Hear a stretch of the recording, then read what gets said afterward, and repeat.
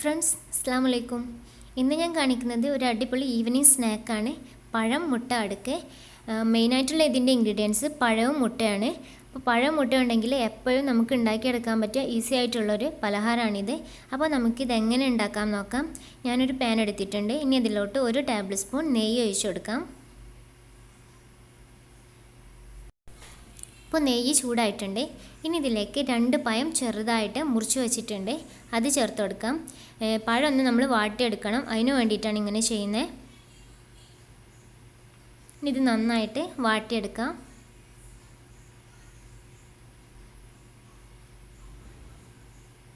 അപ്പോൾ നമ്മൾ പഴം ഇവിടെ വഴന്ന് വന്നിട്ടുണ്ട്. ഇനി ഇതിലേക്ക് 1/2 കപ്പ് തേങ്ങ ചിരകിയത് ചേർത്ത് കൊടുക്കാം. ഇത് നന്നായിട്ട് വഴറ്റി കൊടുക്കാം. ഇനി ഇതിലേക്ക് 1 ടീസ്പൂൺ ഏലക്കാപ്പൊടി ചേർത്ത് കൊടുക്കാം. നമുക്ക് മധുരത്തിന് ആവശ്യമായിട്ടുള്ള പഞ്ചസാര ചേർത്ത് കൊടുക്കാം. ഞാൻ 1 ടേബിൾ സ്പൂൺ പഞ്ചസാരയാണ് ചേർത്തിട്ടുള്ളത്. ഇനി എല്ലാം കൂടി നന്നായിട്ടൊന്ന് മിക്സ് ചെയ്യാം. ഇനി അവസാനമായിട്ട് കുറച്ച് നട്ട്സ് കട്ട് ചെയ്ത് ചേർത്ത് കൊടുക്കാം.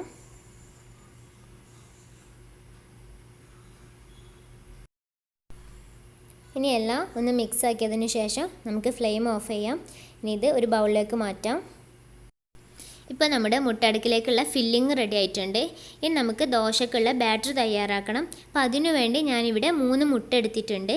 ഇത് ഒരു ബൗളിലേക്ക് പൊട്ടിച്ചൊഴിച്ചു കൊടുക്കാം.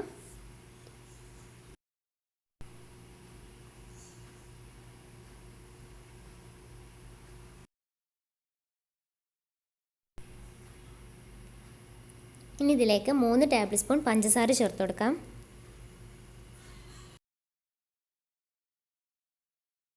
ഇനി ഇത് നന്നായിട്ട് ബീറ്റ് ചെയ്ത് കൊടുക്കാം. ബീറ്റർ തന്നെ വേണമെന്നില്ല, മിക്സി ഉപയോഗിച്ചാലും മതി, അല്ലെങ്കിൽ വിസ്ക് ആയാലും മതി.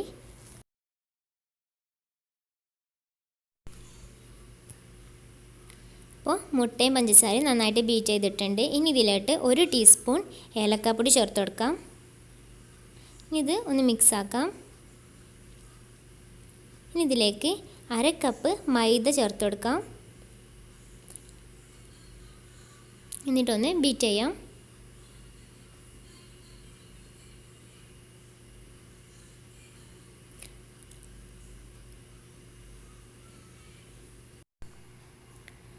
ഇപ്പോൾ അത് തിക്കായിട്ടുള്ള ബാറ്ററാണ്. ഇനി നമുക്ക് 1/4 കപ്പ് പാൽ കൂടി ഒഴിച്ച് ഇതൊന്ന് ലൂസാക്കി എടുക്കാം.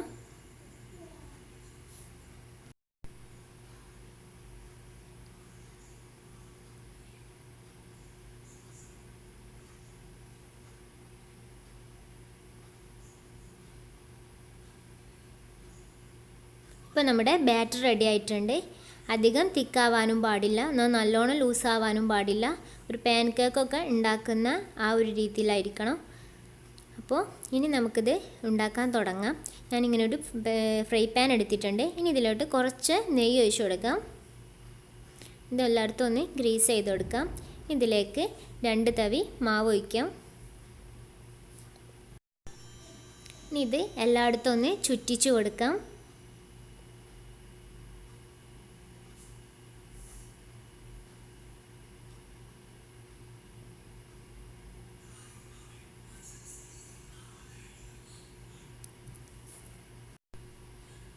ഇനി ഇത് ഡ്രൈ ആവണതിൻ്റെ മുന്നേ തന്നെ ഇതിൻ്റെ ഒരു സൈഡിൽ നമുക്ക് നമ്മുടെ ഫില്ലിങ് വെച്ച് കൊടുക്കാം.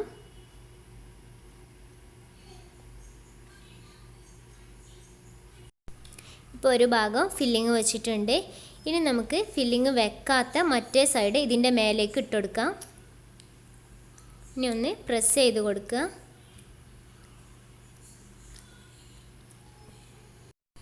ഇനി ഈ സൈഡ് നെയ്യ് തടവി കൊടുക്കാം. നമുക്കിവിടെ ഒരു കയ്യിൽ മാവ് ഒഴിച്ച് കൊടുക്കാം. ഇനി ചെറുതായിട്ടൊന്ന് ചുറ്റിച്ച് കൊടുക്കാം.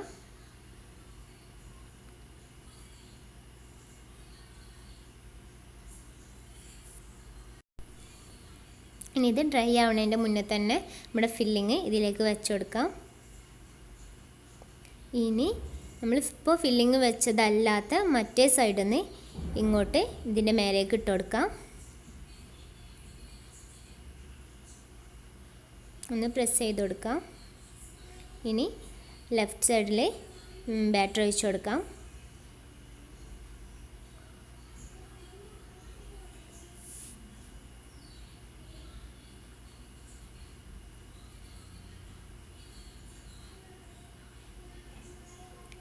വീണ്ടും ഇതുപോലെ തന്നെ ഫില്ലിങ് വെച്ച് കൊടുക്കാം.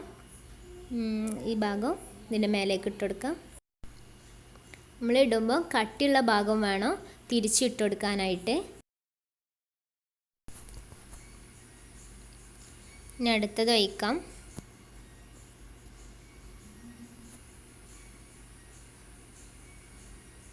വീണ്ടും ഫില്ലിങ് വെച്ച് കൊടുക്കാം.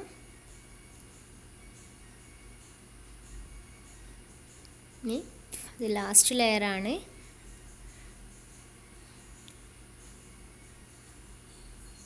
ഒന്ന് പ്രസ് ചെയ്ത് കൊടുക്കാം.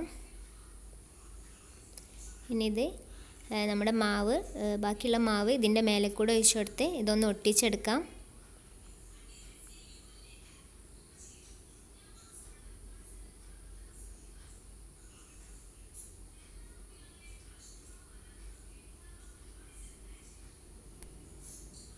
ഇങ്ങനെ ചെയ്യുമ്പോൾ ഇവിടെ ഒട്ടാത്ത സ്ഥലമൊക്കെ ഉണ്ടെങ്കിൽ ഒട്ടിക്കോളും. നമ്മളിനി ഒന്നും കൂടി തിരിച്ചിട്ട് കൊടുക്കാം.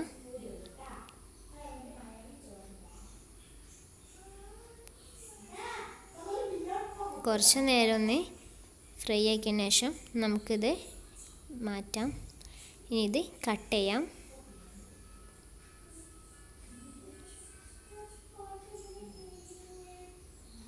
ഇങ്ങനെ അടുക്കടുക്കായിട്ടുണ്ടാവും. ഇത് വളരെ ടേസ്റ്റി ആയിട്ടുള്ള ഒരു സ്നാക്ക് തന്നെയാണ്. ഇനി ഇത് ചെറിയ ചെറിയ പീസാക്കി കൊടുക്കാം.